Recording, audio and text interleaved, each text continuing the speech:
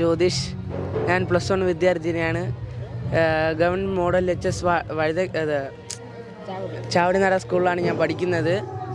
എൻ്റെ വീട് കോവളത്താണ്. എൻ്റെ അച്ഛൻ്റെ പേര് ജ്യോതി ബസു, എൻ്റെ അമ്മയുടെ പേര് ശിവ. എനിക്കൊരു കുഞ്ഞനിയത്തിയുണ്ട്, അപ്പം ജ്യോതിമ എന്നാണ് പേര്. എൻ്റെ അമ്മാമ്മയാണിത്. അവന് പഠിക്കാനും ഇതിന് എല്ലാത്തിനും ഭയങ്കര ഇഷ്ടമായിരുന്നു. അപ്പം അവൻ തന്നെയാണ് കീബോർഡ് പഠിക്കണമെന്നും സ്റ്റീഫൻ ദേവസിയുടെ ഒരു പരിപാടി കണ്ടിട്ട് കീബോർഡിനോടൊരു താല്പര്യം പറയുകയും പിന്നെ ഞങ്ങൾ തന്നെ അത് തിരുവല്ലത്ത് സ്വാതി ഒരു ഇൻസ്റ്റിറ്റ്യൂട്ടിൽ ആക്കുകയും അവിടെ നിന്നാണ് കീബോർഡ് അവൻ പഠിച്ചത്. പിന്നെ അതിൻ്റെ കൂടെ അവന് പാട്ടും പാട്ട് നന്നായിട്ട് അവൻ വായിക്കും, ഡാൻസും കളിക്കും. പാട്ട് പാടുകയും ചെയ്യും, കീബോർഡും വായിക്കും, ഡാൻസും കളിക്കും, നന്നായിട്ട് ചെയ്യും.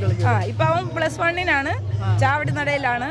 അവിടെയും കൂട്ടുകാരെല്ലാം നല്ല സപ്പോർട്ടിങ്ങും ടീച്ചറും HM എല്ലാവരും വലിയ സപ്പോർട്ടാണ് അവന്. തുടക്കത്തിൽ എങ്ങനെയാണ് ഈ ഒരു മാനസിക ഈ ഒരു വെളിയിലേക്ക് വരുന്നൊരു സിറ്റുവേഷൻ എങ്ങനെയായിരുന്നു? കണ്ടപ്പോഴും വിഷമായിരുന്നു, ഇവനെ കണ്ടപ്പോഴും നമുക്ക് വിഷമായിരുന്നു.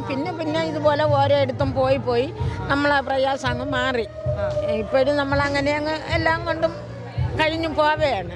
അവന് നല്ല ഒരു ഇത് കിട്ടണമെന്നേ നമുക്കൊരു ഇതുള്ളൂ. വളരെ ബുദ്ധിമുട്ടുണ്ട് എടുക്കാനും കൊണ്ട് നടക്കാനൊക്കെ. അവന് പിന്നെ ഇത്രയും വയസ്സായല്ല, 16 വയസ്സായി.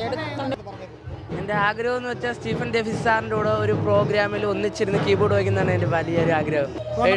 79 07 18 07 51. അപ്പോൾ സ്റ്റീഫൻ ദേവസിയുടെ സുഹൃത്തുക്കൾ ആരെങ്കിലും ഉണ്ടെങ്കിൽ ഈ ഒരു ഇതെന്താണ് അവസരം ഉണ്ടാക്കി കൊടുക്കണമെന്നാണ് എനിക്ക് പറയാനുള്ളത്.